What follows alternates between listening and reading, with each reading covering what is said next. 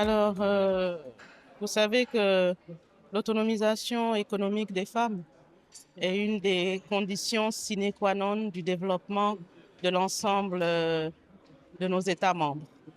Alors, la Commission de l'UEMOA, depuis 2018, a adopté une stratégie genre de l'Union dont l'axe principal est l'institutionnalisation du genre et l'axe 2 a trait aux actions spécifiques axées sur la représentativité, les droits et l'autonomisation économique des femmes.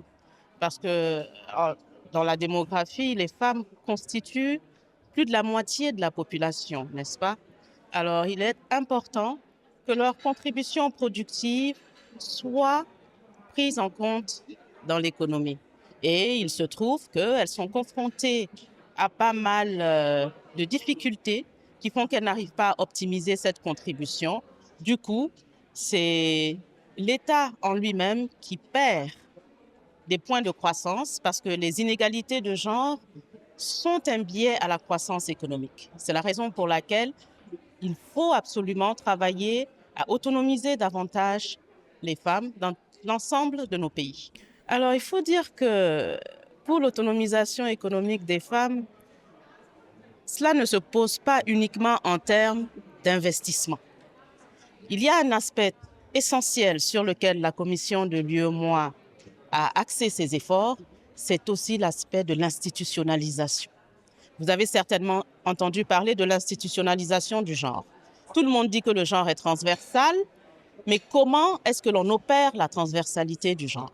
Parce que pour autonomiser les femmes, quels que soient les secteurs, l'ensemble des ministères sectoriels doivent contribuer à cette autonomisation. Et les dispositifs institutionnels mis en place doivent permettre à chaque ministère sectoriel de pouvoir agir sur l'autonomisation. C'est la raison pour laquelle le dispositif qui a été adopté dernièrement par le Conseil des ministres en 2022 est le schéma type d'institutionnalisation du genre qui prodigue les instances, les processus et l'ensemble des outils pour être favorable à la transversalité du genre. Donc cela est un investissement conséquent pour l'autonomisation, mais aussi l'UEMOA a également élaboré des modules en budgétisation sensible au genre, parce qu'aujourd'hui on parle de budgétisation sensible au genre, mais les outils font quelque peu défaut. Et pour autonomiser les femmes, la question de la budgétisation sensible au genre est également essentielle. C'est la raison pour laquelle les modules que nous avons élaborés vont être mis dans les écoles de formation professionnelle, de telle sorte que les futurs fonctionnaires soient déjà outillés en budgétisation sensible au genre. Et en termes d'investissement, je peux également vous parler très prochainement de modules qui seront mis en place en termes de genre et politique publique. Et nous avons également formé les instituts de statistique, parce qu'ici, pour la question de l'autonomisation, particulièrement aujourd'hui, c'est la question du travail non rémunéré, du travail de soins non rémunéré.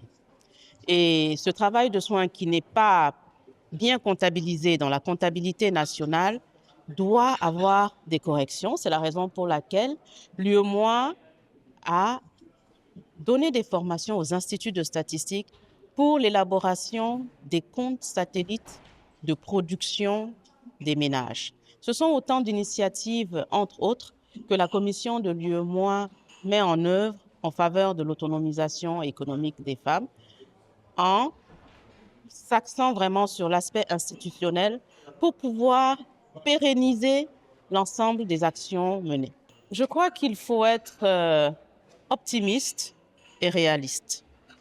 En matière d'autonomisation de la femme, beaucoup d'efforts restent à être fournis.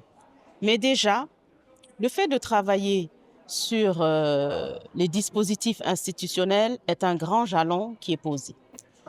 L'autre effort qui doit être fait, et c'est en cela que je salue aujourd'hui l'initiative du FEAO, c'est la place de la recherche scientifique.